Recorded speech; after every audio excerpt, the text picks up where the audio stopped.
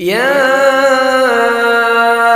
أيها الذين آمنوا أطيعوا الله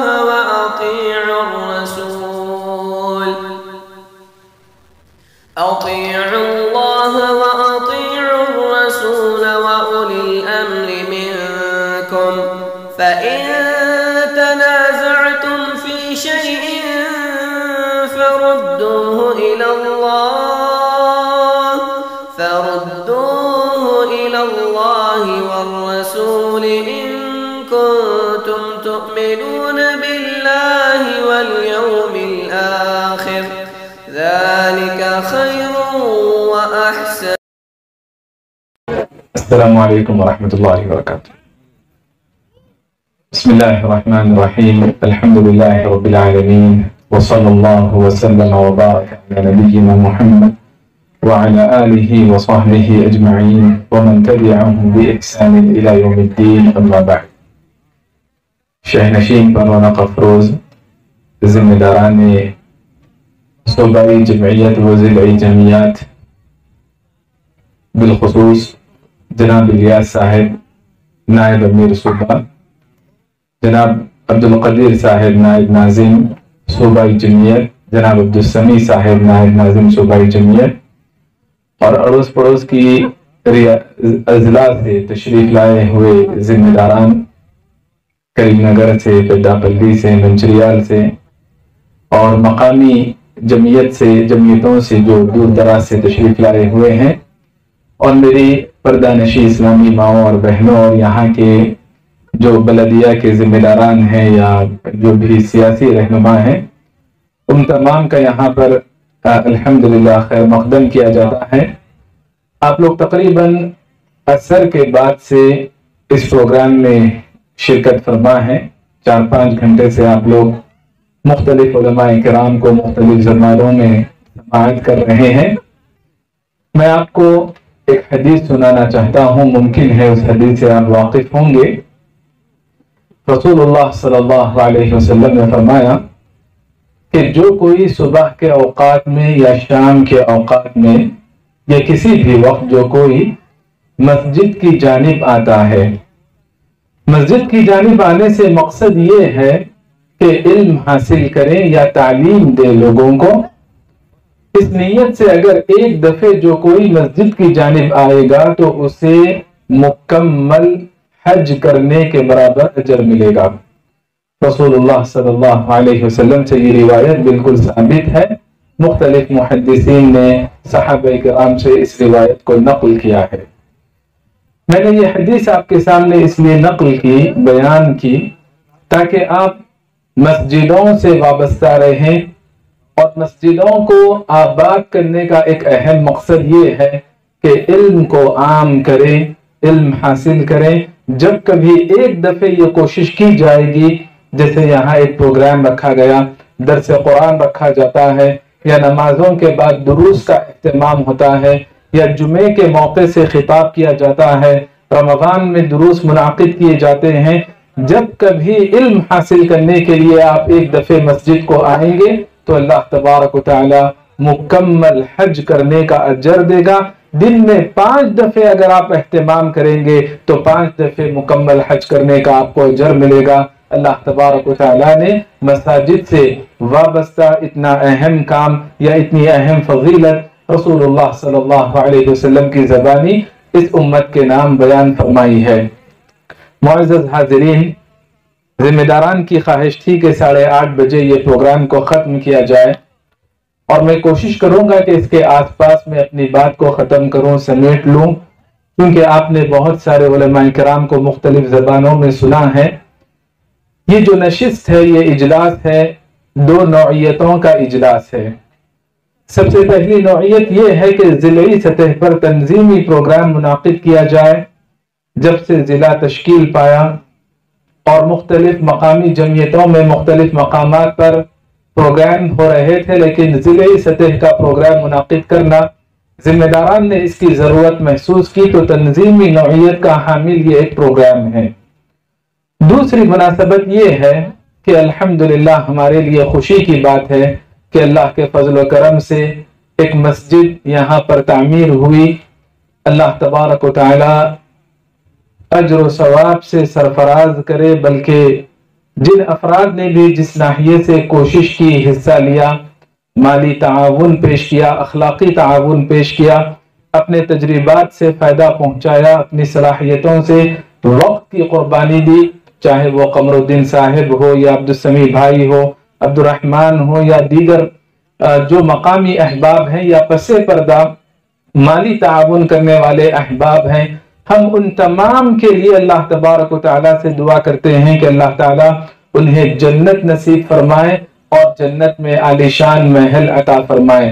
ان کی ان نیکیوں کو قبول فرمائے اور ان نیکیوں پر اللہ تبارک و تعالیٰ مزید استقامت عطا فرمائے.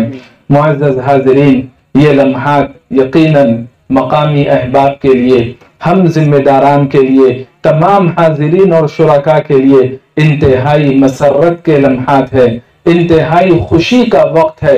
یقین جانیں ہم دیکھتے ہیں کہ موجودہ دور میں مختلف مقامات پر ہماری عبادت گاہوں کے لیے آزمائشیں ہیں. ایسے میں اللہ کی جانب سے یہ بندوبست ہونا یقیناً غیر معمولی نعمت ہے، اللہ کی جانب سے انعام ہے. ہمیں اس کی قدردانی کرنی چاہیے، اور صحیح طور پر قدردانی اسی وقت ہوگی جب ہم مسجد کو ہر لحاظ سے آباد رکھنے کی کوشش کریں گے. تعلیم کے اعتبار سے، تربیت کے اعتبار سے، عبادت کے اعتبار سے، تلاوت کے لحاظ سے، ہر لحاظ سے مسجد کو ہم آباد کرنے کی کوشش کریں گے. معزز حاضرین، میں اپنی بات انتہائی اختصار کے ساتھ آپ کے سامنے رکھوں گا. انشاءاللہ میری باتوں کا خلاصہ تیلگو زبان میں میرے بزرگ ساتھی نائب امیر اول جناب ابو المجاہد الیاس صاحب آپ کے سامنے پیش کریں گے. میں آپ کے سامنے اس حوالے سے یہ بات بتانا چاہتا ہوں کہ مساجد کی مسلمان کی زندگی میں بڑی اہمیت ہے. دین اسلام نے مساجد کو بہت ہی اہتمام کی نگاہوں سے دیکھا ہے. ہم تمام جانتے ہیں کہ عقیدے کے علماء نے یا عمومی طور پر علماء اسلام نے مساجد کو شعائر اسلام میں داخل کیا. شعائر اسلام کا مطلب یہ ہوتا ہے کہ ایسی چیزیں جنہیں دیکھ کر یہ شعور ہو، احساس ہو کہ یہاں اسلام زندہ ہے، یہاں مسلمان رہتے اور بستے ہیں، اسلام کے ترجمان یہ کام ہے، اسلام کا پیغام پہنچانے والے یہ کام ہے. تو مساجد کا وجود شعائر اسلام میں داخل ہے. مساجد مسلمانوں کے لیے اجتماعیت کے، وحدت کے، اتفاق اور اتحاد کے، محبت و الفت کے مراکز شمار کیے جاتے ہیں. دور نبوت میں سیرت نبوی کا آپ مطالعہ کریں، آپ کو معلوم ہوگا کہ مسجدیں طلباء کے لیے درسگاہیں ہوا کرتی تھیں. اصحاب صفہ مسجد میں علم حاصل کیا کرتے تھے. آج ہماری کتنی ایسی مسجدیں ہیں، عالی شان مسجدیں ہیں، بڑے بڑے رقبے پر تعمیر کردہ مسجدیں ہیں، لیکن اس سے افادیت محدود کر دی گئی. ہماری مسجدوں سے ہماری عورتیں دور ہیں، ہمارے بچے دور ہیں، بے دینی کے نقصانات ہم دیکھتے ہیں. اللہ کے گھروں سے ہم بھی جڑ کر رہیں، اللہ کے گھروں سے اہل و عیال کو ہم جوڑ کر رکھیں. لہذا مساجد طلباء کی درسگاہیں ہوا کرتی ہیں. جو افراد کمزور ہیں، ضعفاء ہیں، مادی طور پر کمزور ہیں، ان کی یہ پناہ گاہیں ہوا کرتی تھی دور نبوت میں، اور اسلام نے اسی نظر سے دیکھا. مساجد کی بڑی اہمیت ہے. آج لوگوں کو اللہ اگر نواز دے، اگر اللہ دنیاوی انہیں برکت دے دے تو مساجد سے دور ہونے لگتے ہیں. رسول اللہ صلی اللہ علیہ وسلم دور نبوت میں مسجدوں میں وفود کا استقبال کیا کرتے تھے. مختلف ممالک سے جو ایمبیسڈر آیا کرتے تھے، رسول اللہ صلی اللہ علیہ وسلم مسجد میں رہتے، مسجد کو اہمیت دیتے، اور جتنی بھی بڑی بڑی شخصیات آیا کرتی تھی کسی اور مقام پر ان کا استقبال نہیں کیا جاتا، بلکہ مسجد میں ان کا استقبال کیا جاتا. مساجد سے عورتوں کو جوڑ کر رکھا جاتا، بچوں کو جوڑ کر رکھا جاتا. جو بچے شیرخوار ہوتے ہیں گود میں انہیں لایا جاتا ہے. نبی صلی اللہ علیہ وسلم چھوٹے چھوٹے بچوں کو بچپن سے مسجد سے جوڑ کر رکھا کرتے، ان کے دلوں میں مسجد کی محبت پیوست کرنے کی کوشش کیا کرتے تھے. اور تو اور صحابہ کرام ریاضت کا اہتمام کرتے، کرتب کا اہتمام کرتے تو مسجد کی صحن میں ریاضت کا اہتمام کرتے تھے۔ مسجد اتنا ہی نہیں بلکہ اگر کوئی بیمار ہو جائے تو عیادت کے لیے، تیمارداری کے لیے رسول اللہ صلی اللہ علیہ وسلم مسجد میں خیمے نصب کیا کرتے، ٹینٹ لگایا کرتے اور وہاں پر ان کی عیادت کی جاتی۔ رسول اللہ صلی اللہ علیہ وسلم کبھی ادب سکھانا چاہتے کسی کو تو مسجد کے ستون سے باندھ کر رکھتے تاکہ وہاں کی رحمتیں اور برکتیں جو نازل ہوتی ہے، مسلمانوں کی عبادت کا جو طریقہ ہے وہ دیکھ لیں اور متاثر ہو جائے۔ اور بڑے بڑے نامور صحابہ، سردار قسم کے صحابہ، سمامہ بن اثال رضی اللہ عنہ، ان لوگوں نے مسجد میں رہ کر صحابہ کرام کی خاموش دعوت و تبلیغ کو دیکھا، عملی کردار کو دیکھا اور کسی کے کہے بغیر اسلام کو انہوں نے قبول کیا۔ لہذا مساجد کا بہت بڑا کردار ہے بچوں کے لیے، بڑوں کے لیے، عورتوں کے لیے، اسلامی افواج کے لیے اور بیماروں کے لیے، ہر لحاظ سے مساجد کو بڑی اہمیت حاصل ہے۔ آج ہم بے راہ روی کے شکار ہے، بے ترتیبی کے ہم شکار ہے، بے اصولی کے ہم شکار ہے۔ مساجد سے دوری کا یہ عذاب ہے۔ جب ہم مسجد سے وابستہ ہو جائیں گے تو زندگیاں منظم ہو جائیں گی۔ مسجدیں اتحاد و اتفاق کا جہاں درس دیتی ہیں وہی مسجدیں مسلمان کو منظم کرتی ہیں، صفوں میں اتحاد و اتفاق پیدا کرتی ہیں، اوقات کا پابند بناتی ہیں، مسجدیں مساوات کا درس دیتی ہیں۔ ہماری صفوں میں جو آدمی کھڑے ہوتے ہیں، کھڑے ہونے کے بعد اس کے عہدے اور منصب کو نہیں دیکھا جاتا، خاندان قبیلے کو نہیں دیکھا جاتا، اس کے کسی رنگ کو نہیں دیکھا جاتا، اس کی مالی حیثیت کو نہیں دیکھا جاتا۔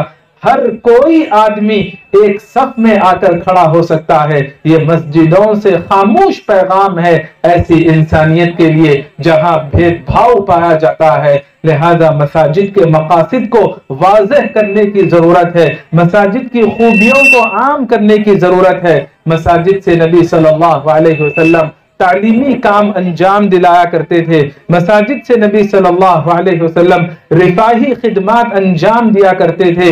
تمام کام معاشرتی جتنے مسائل ہوتے ہیں، لوگوں کے جو تصویر ہوتے ہیں، خوابوں کی تعبیر کی بات ہو، ازدواجی زندگی کے مسائل حل کرنا ہو، نبی صلی اللہ علیہ وسلم مسجد میں وہ تمام کام انجام دیا کرتے تھے۔ آج ہم نے مساجد کو ویران کر دیا، مساجد کے مقصد کو ہم نے محدود کر دیا۔ اسلام نے جس وسعت نظری سے مسجد کا کردار مسلم معاشرے میں بتایا ہے، آج اس عظیم کردار کو زندہ کرنے کی دوبارہ ضرورت ہے۔ معزز حاضرین، اسلام نے مسجدوں کو بڑی اہمیت دی۔ ساری کائنات اللہ تبارک و تعالیٰ کی ہے، للہ ما فی السماوات وما فی الارض، لیکن تمام کائنات اللہ رب العالمین کی ہونے کے باوجود اللہ نے خاص طور پر مساجد کی نسبت اپنی جانب کی اور فرمایا وَأَنَّ الْمَسَاجِدَ لِلَّهِ فَلَا تَدْعُوا مَعَ اللَّهِ أَحَدًا، خاص طور پر مساجد کو اللہ نے یہ اعزاز بخشا کہ مسجدیں اللہ تبارک و تعالیٰ کی ہوتی ہیں۔ نبی صلی اللہ علیہ وسلم ہجرت کے بعد سب سے پہلا کام جو انجام دیتے ہیں، مساجد کو مسلمانوں کو ایک مرکز عطا کرنے کے طور پر مسجد قائم کرتے ہیں، مسجد کی سنگ بنیاد رکھتے ہیں۔ رسول اللہ صلی اللہ علیہ وسلم نے فرمایا کہ روئے زمین پر اگر کوئی محبوب ترین مقام ہے اللہ کی نظروں میں تو وہ مسجدیں ہیں، اور مسجدوں کو ریاض الجنہ کہا گیا، جنت کے باغات سے تعبیر کیا گیا۔ جب جنت کے باغات میں آتے ہیں، مسجدوں میں آتے ہیں تو نبی صلی اللہ علیہ وسلم نے سبحان اللہ، الحمدللہ، لا الہ الا اللہ، واللہ اکبر، ان جیسے کلمات کو دہراتے رہنے کی تلقین کی۔ معزز حاضرین، نہ صرف مساجد کی اہمیت ہے مسلم معاشرے میں، بلکہ مسجد کے خدمت گزاران کو بھی دین اسلام نے بڑی اہمیت دی۔ ایک خاتون تھی، سیاہ رنگ کی خاتون تھی، جو مسجد کی صفائی کا اہتمام کیا کرتی تھی۔ رات میں انتقال ہوا، صحابہ کرام نے اللہ کے نبی صلی اللہ علیہ وسلم کے آرام میں خلل نہیں کیا، बिना बताए नमाज पढ़ी और तदफीन की। रसूलुल्लाह सल्लल्लाहु अलैहि वसल्लम ने मस्जिद की खिदमत गुजार खातून को अहमियत दी। कब्रिस्तान गए, उसकी कब्र पर नबी सल्लल्लाहु अलैहि वसल्लम ने नमाज जनाजा अदा की। अल्लाह ने हमें मुख्तलिफ सलाहियतों से नवाजा, अल्लाह की मुख्तलिफ नेमतों से हम महजूज होते हैं। आंख की नेमत है, कान की नेमत है, बोलने की सलाहियत है। जो सहाबा नाबीना थे, नबी सल्लल्लाहु अलैहि वसल्लम ने मस्जिद से उनके लिए रुखसत नहीं रखी। कहा, अज़ान की आवाज तुम्हें सुनाई देती है, मैं तुम्हारे लिए किसी भी तरह की रुखसत और रियायत नहीं पाता हूँ। जो अफराद आंख रखने वाले अफराद हैं, उनके लिए मस्जिद से वाबस्ता रहना, बाजमाअत नमाजों का एहतमाम करना किस कदर अहमियत का हामिल हो जाता है। मुअज़्ज़ज़ हाज़िरीन, नबी सल्लल्लाहु अलैहि वसल्लम ने एक से ज़ायद मौके पर मस्जिद तामीर करने का हुक्म दिया, बल्कि फजीलत भी सुनाई। जो कोई अल्लाह की खातिर मस्जिद बनाए, अल्लाह की खातिर मस्जिद बनाए, ये नेक काम है, इबादत के दर्जे में है। इखलासुलिल्लाहियत को मलहूज रखना होगा, अल्लाह की खातिर मस्जिद बनाए। बाज रिवायात में चिड़िया के घोंसले की मिसाल दी गई। मुहद्दिसीन ने तौसी के माने में भी उसे लिया है। अगर मस्जिद बनती है, रक़बे का कोई एतबार नहीं, तामीरात किस दर्जे में है, अल्लाह के यहाँ उसका कोई एतबार नहीं। इखलासुलिल्लाहियत की बिना पर, तक़वे की बिना पर अगर मस्जिद की बुनियाद रखी जाती है, तो नबी सल्लल्लाहु अलैहि वसल्लम ने जन्नत की बशारत सुनाई, जन्नत में आलीशान महल की बशारत सुनाई। मुअज़्ज़ज़ हाज़िरीन, मौजूदा दौर में मुख्तलिफ ममालिक में या हमारे मुल्क के कुछ हिस्सों में लोगों के पास गलत फहमियां पाई जाती हैं। हमें गलत फहमियों को दूर करने की जरूरत है और ये पैगाम बताना है, ये पैगाम पहुंचाना है कि मसाजिद अमन का गहवारा होती हैं। इस्लामी नुक्ते नजर से रसूलुल्लाह सल्लल्लाहु अलैहि वसल्लम सहाबे किराम को नसीहत करते, इज़ा रअयतुम मस्जिदन औ समिअतुम मुअज्जिनन। इस्लामी लश्कर जंग के लिए रवाना होता है, लेकिन किसी नए मकाम पर मस्जिद नजर आ जाए, अज़ान की आवाज सुनाई दे, तो नबी सल्लल्लाहु अलैहि वसल्लम ने हुक्म दिया, ला तक़्तुलू अहदन। वहां पर जंग नहीं होनी चाहिए, क़त्ल गारतगरी नहीं होनी चाहिए, क्योंकि मसाजिद अमन का पैगाम देती हैं। ये मस्जिदें हों या अल्लाह का सबसे पहला घर, इन्ना अव्वल बैतिन वुदिअ लिन्नास, सबसे पहले घर के हवाले से कहा गया, मन दखलहु काना आमिना। जो कोई कुफ्र पर रहने के बावजूद अगर अल्लाह के घर में दाखिल होता है, तो उसकी जान की हिफाजत है, इज्जत और आबरू की हिफाजत है, उसके माल की हिफाजत है। लिहाजा हमारी इबादतें, हमारी इबादतों के मकामात, हमारी दीनी मुनासबतें, ये तमाम के तमाम अमन और सलामती को फरोग देने वाली हैं। बिरादराने वतन के जहनों से गलत फहमियों को दूर करने की कोशिश है। जरूरत इस बात की है कि हम जबानी तौर पर नहीं, बल्कि अमली तौर पर मसाजिद के साथ वाबस्ता हो जाएं। नबी सल्लल्लाहु अलैहि वसल्लम का ताल्लुक देखें, जब तवील सफर से वापस होते तो आदमी आराम करना चाहता है, आदमी अहलो अयाल से मुलाकात करना चाहता है, फौरन घर की जानिब मायल होता है। लेकिन नबी सल्लल्लाहु अलैहि वसल्लम जब सफर से वापस होते तो मस्जिद की जानिब रुख करते, 2 रकात नमाज अदा करते, फिर कुछ देर मस्जिद में क़ियाम फरमाते, फिर घर की जानिब राग़िब होते। सहाबा किराम नबवी दौर में मस्जिद में रहा करते थे, बल्कि निकाह से पहले इब्न उमर रज़ी अल्लाहु अन्हुमा ने फरमाया, व बैती अल मस्जिद क़ब्ल अन अनकिह, मेरी शादी से पहले मेरा घर मस्जिद ही था। यानी इस कदर नौजवान सहाबा मस्जिद से वाबस्ता रहते हैं। हमने इस दौर में भी देखा जो बच्चे मस्जिद की खिदमत किया करते हैं, अल्लाह ने उनकी दुनिया को भी रोशन किया। आज वो बहुत आला मकाम पर फाइज है। मैंने कई साल देखा कि अच्छे घरानों के, खुशहाल घरानों के जो बच्चे अपने घर में प्लेट भी उठाकर नहीं रखते होंगे, लेकिन मस्जिद में आते हैं तो बैतुल खला साफ करते हैं। आज अल्लाह तबारक व तआला ने दुनिया में उनके दर्जात बुलंद किए, आखिरत में अल्लाह तबारक व तआला किस कदर उनके दर्जात को बुलंद करने वाला है। लिहाजा मसाजिद से अमली तौर पर वाबस्तगी होनी चाहिए, فرشتوں کی بھی مساجد سے وابستگی ہوتی ہے. فرشتے مسجد سے وابستہ افراد کے لیے دعائیں کرتے رہتے ہیں. اللہم اغفر لہ، اللہم ارحمہ، اے اللہ تو رحمت نازل فرما، اے اللہ تو اس کی بخشش کر دے جو مسجد سے وابستہ رہتے ہیں، با جماعت نماز ادا کرتے ہیں، نماز کے بعد بیٹھ کر اللہ کے لیے توبہ و استغفار کرتے رہتے ہیں. مسجد سے گہرا تعلق رکھنے والے ان للمساجد اوتادا، مسجد سے گہرا تعلق رکھنے والے خیموں کی طرح ہیں، یا پھر نبی صلی اللہ علیہ وسلم نے مثال دی میخ کی طرح ہے، کیلے کی طرح ہے. جیسے کیلا ایک جگہ نصب کر دیا جاتا ہے، وہاں سے نکلتا نہیں، ہلتا نہیں، اس قدر مسجد سے گہرا تعلق رکھنے والے الملائکۃ جلساؤہم، فرشتے ان کے دوست بن جاتے ہیں، ان کے ساتھ اٹھتے بیٹھتے ہیں، فرشتوں کی رفاقت نصیب ہوتی ہے. ان غابوا یفتقدونہم، اگر مسجد سے گہرا تعلق رکھنے والا آدمی کسی دن مسجد سے غائب ہو جائے، فرشتے ان کی کمی محسوس کرتے ہیں. وَإِن مَرِضُوا عَادُوهُمْ، بیمار ہو جائے فرشتے ان کی عیادت کے لیے آتے ہیں. وَإِن كَانُوا فِي حَاجَةٍ، اگر کسی کام میں لگ جائے تو فرشتے ان کی مدد کے لیے آتے ہیں. لہذا فرشتوں کا بھی بڑا اہتمام ہوتا ہے مساجد کے ساتھ.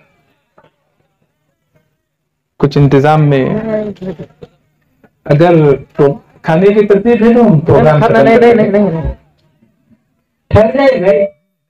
مت روکیے انشاءاللہ. خلاصہ کلام یہ ہے کہ مساجد کو اہمیت دینی چاہیے. میں اور کچھ باتیں آپ کے گوشے گزار کرنا چاہ رہا تھا، لیکن شاید وقت زیادہ ہو گیا اور ضیافت کی ترتیب شروع ہو گئی. میں اور ایک دفعہ ذمہ داران کو مبارکباد دیتا ہوں کہ اللہ تبارک و تعالیٰ نے آپ کے ذریعے جماعتی کام ہو، تنظیمی کام ہو، مسجد کی خدمت کا کام ہو، اللہ نے آپ کو اس کی توفیق دی. اللہ تعالیٰ آپ کی اس نیکی کو قبول فرمائے. جو افراد مسجد کے لیے فکر مند رہتے ہیں، جن کے دل مسجد کے لیے دھڑکتے ہیں، اللہ کے نبی صلی اللہ علیہ وسلم نے قیامت کے دن عرش کے سائے میں رہنے کی بشارت سنائی.